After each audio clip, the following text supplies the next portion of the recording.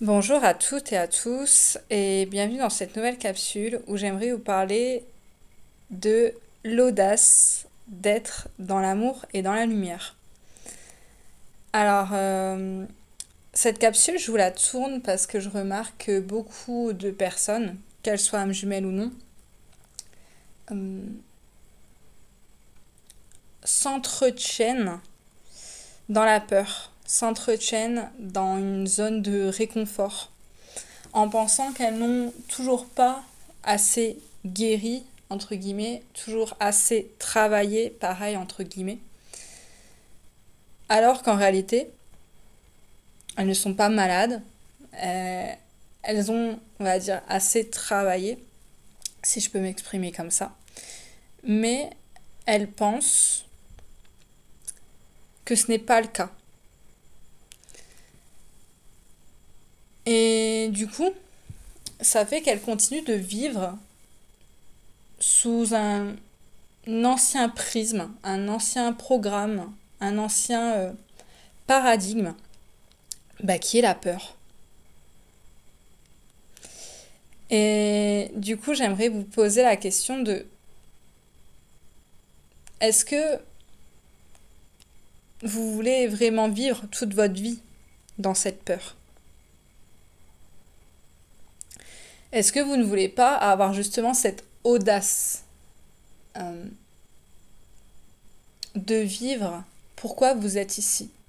De faire cette vie qui vous a toujours appelé. Vos rêves ne vous ont pas choisi par hasard. De prendre enfin votre place. Je pourrais vous poser une deuxième question qui est pourquoi vous, vous faites votre retour vers vous, ce que communément on appelle le travail sur soi. Moi, je préfère dire le retour vers soi plutôt que le travail vers soi. Mais bon, c'est un choix de langage. Pourquoi faire votre retour vers vous si ce n'est pas pour vivre votre meilleure vie? Et donc l'audace de vivre cette meilleure vie. Souvent, pour la majorité d'entre vous, et j'en ai fait partie, on a envie de changer. On va dire les gens autour de nous, on a envie d'améliorer leur quotidien, on a envie de leur ouvrir les yeux, on a envie de leur apporter une forme de soutien, de d'écoute, de compassion, de belles vertus qu'il faut réussir à incarner, à transmettre. Souvent, le quotidien qu'on veut changer chez les personnes, ça va être souvent notre famille ou notre autre ou la personne avec qui on a vécu, donc nos ex-compagnons. Voilà, souvent on va vouloir voilà, changer la vie des gens, donc changer, on va dire, leur monde, mais sans avoir pris en compte qu'il fallait commencer par changer notre monde à nous. Et une fois qu'on en a pris conscience et qu'on a changé notre monde à nous, en tout cas que nos changements ont été internes, c'est par ça qu'on commence généralement, des changements internes, au moment de les extérioriser, d'affirmer nos choix, d'affirmer notre singularité, d'affirmer nos valeurs, d'affirmer nos couleurs, voilà, d'affirmer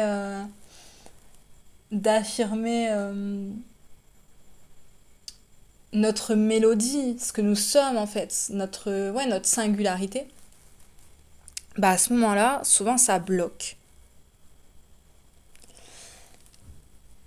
Et ça bloque souvent parce que on va se dire je ne suis pas assez pour. Donc, à un moment donné, on a réussi à faire notre retour vers nous, on se sent bien.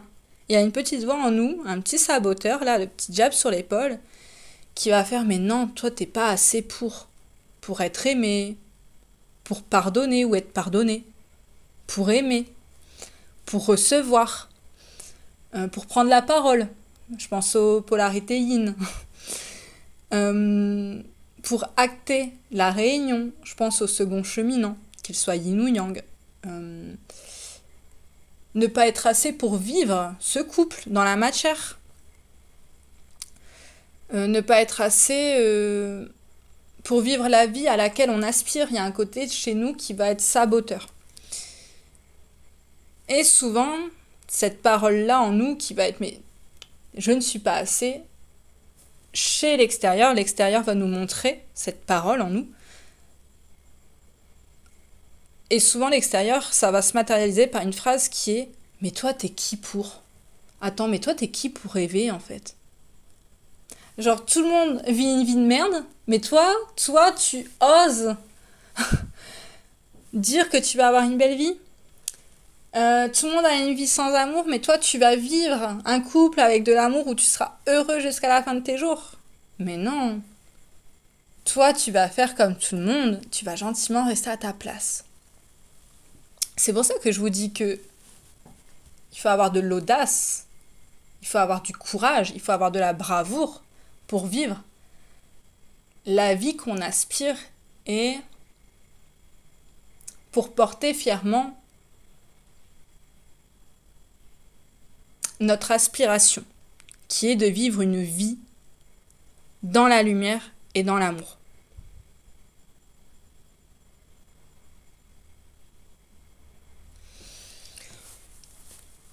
Et ça, justement, cette aspiration, ça va être, on va dire, la fin de votre retour vers vous. Ça va être le moment où vous allez l'extérioriser et le montrer. Pas pour changer les choses d'une certaine manière, pas pour qu'on vous affirme, qu'on vous... Laissez-moi trouver mes mots. Qu'on vous accepte, qu'on vous dise c'est bien. Vous voyez, pas ce truc en mode de, vous allez vous montrer pour qu'on vous valide en fait. C'est pas ça. À ce moment-là, vous allez vous montrer parce que ça vient de vos tripes. C'est un appel de l'âme. Et généralement, vous allez faire chier. Voilà. Je tiens à vous le préciser quand même, on sait jamais.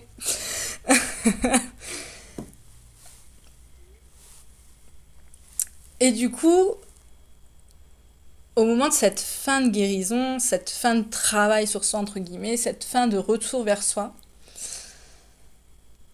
ben on va chercher à continuer à ternir notre lumière, à étouffer notre mélodie interne. Et ça, c'est pour éviter de faire, on va dire, cette dernière étape qui n'en est pas une, qui est ce que moi j'appelle le saut de l'ange. Alors, le saut de l'ange, c'est simple. Ça va être, tout simplement, avoir une foi inébranlable en son âme. Pour justement avoir cette audace de vivre dans l'amour et la lumière. Ce saut de l'ange, quand on est âme jumelle, pour un premier cheminant, ça va être de faire confiance et avoir foi en la vie et en son second cheminant. C'est-à-dire que ça va être le fait de savoir qu'on a fini et que c'est plus dans nos mains. Et totalement lâcher prise là-dessus. Et d'ailleurs, quand on porte la lumière, on sait que l'autre, c'est pas un incapable, d'accord ? On sait que c'est pas une petite chose fragile, parce que si on pense que l'autre c'est une petite chose fragile, ça veut dire qu'en effet miroir, on pense qu'on est fragile. Et parce que surtout, on n'a pas peur que l'autre ne revienne jamais, en fait. Parce qu'on sait déjà que c'est juste impossible. On est tellement dans cette foi qu'on sait que l'autre va revenir. Et admettons, à ce moment-là, on se dit même, admettons que l'autre ne revienne jamais, même si on sait que ce n'est pas possible, mais admettons. Eh ben,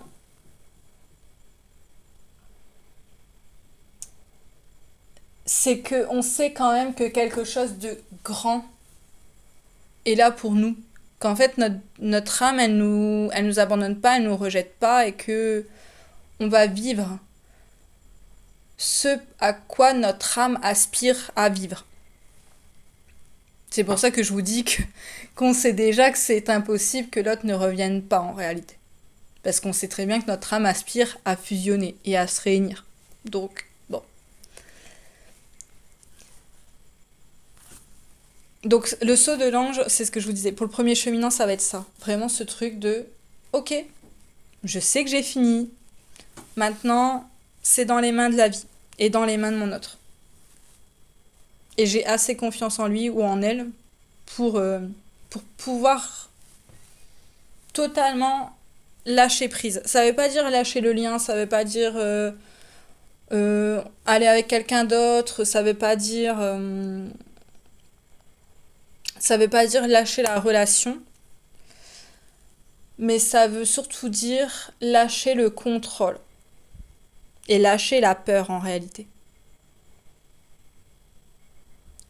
Et pour le second cheminant, le saut de l'ange, c'est acter la réunion. C'est avoir assez confiance en soi pour pouvoir avoir l'audace d'acter cette réunion.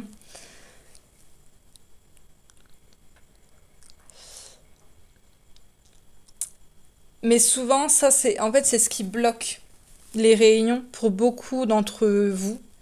Parce que, vu qu'il y a cette peur, justement, que l'autre ne revienne pas, ou cette peur, justement, de lâcher prise, cette peur de faire ce saut de l'ange, bah, en fait, la majorité d'entre vous, vous allez continuer à fonctionner sous le principe de la peur et non pas de l'amour. Et justement, vous n'allez pas comprendre. Vous n'allez pas comprendre, vous allez vous sentir mieux, mais vous ne comprendrez pas pourquoi il n'y a pas de changement. Et bien justement, s'il n'y a pas de changement, c'est parce que vous continuez à vivre comme si vous étiez toujours blessé. Je vais vous donner un exemple très concret. Moi, j'ai eu peur pendant très longtemps de passer mon permis. La conduite, c'était vraiment quelque chose de très très très compliqué. Et un beau jour, j'ai eu mon permis. Ok. D'ailleurs, je l'ai eu sans faute. Donc voilà, c'était pas de la chance. Vous voyez, j'aurais pu me dire, ouais, bon, j'ai de la chance de l'avoir. Alors que là, non. C'est pas ce que je me suis dit. Et au moment où j'ai eu mon permis, ben, je me suis acheté une voiture et j'ai conduit. C'est-à-dire que j'ai changé de paradigme. Paradigme, plutôt. Je l'ai dit en anglais, je crois. Et, et du coup, j'ai changé cette façon de me voir. C'est-à-dire que je me voyais plus sous la peur de conduire, mais sous une conductrice responsable. Et bien ça, c'est justement ça ce dont moi je vous parle. C'est-à-dire que j'aurais pu continuer, malgré avoir mon permis, à me dire, bah non, en fait j'ai peur de conduire et je vais rester à pied. J'aurais pu me dire toute ma vie, bah non, tu vas rester à pied. Tu vas tout faire à pied ou en transport en commun.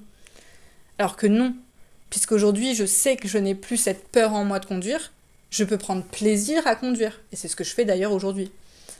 Donc c'est un exemple un petit peu à la con ce que je vous raconte. Mais c'est justement pour vous expliquer le propos que j'essaye de vous donner, qui est que souvent, ok, vous allez guérir vos blessures, mais vous allez continuer à fonctionner comme si vous les portiez toujours. Et du coup, ça va vous mettre tout le temps le doute de vous dire, mais bah, est-ce que je le porte encore ou pas? Et vous pensez que vous allez avoir besoin de mes 40 ans pour guérir la blessure. Alors que non, la blessure, vous l'avez guérie, sauf que vous n'actez pas en fait. Voilà. Et voilà. Il manque d'une action qui démontre à votre cerveau que vous ne portez plus cette peur. De fonctionner autrement. De fonctionner dans l'amour et non plus dans la peur. C'est-à-dire qu'il est important d'acter. Il est important, et justement, d'être dans cette audace, d'être dans la lumière, bah, ça passe par acter. Quand je vous dis d'extérioriser, ça passe par un acte. C'est-à-dire que vous ne pouvez pas terminer totalement votre guérison, entre guillemets, sans acter le fait que vous êtes aujourd'hui guéri.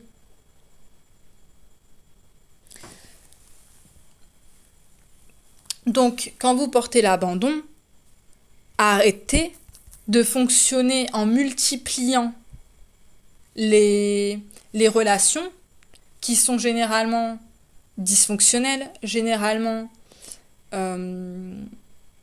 sacrificielles aussi, voilà, ou de continuer à entretenir des relations qui ne sont plus des relations et qui sont totalement dysfonctionnelles, en fait, tout simplement, et sacrificielles, de peur que vous portez encore l'abandon, puisque vous ne le portez plus.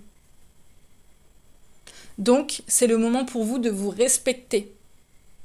Et là, je parle du coup aux polarités yang ou à des âmes sœurs avec cette blessure qui résonne en elles.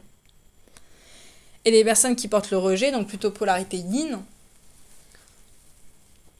ou âmes sœurs qui ont cette blessure qui résonne en elles, d'arrêter de vous penser être des petites choses fragiles et incapables.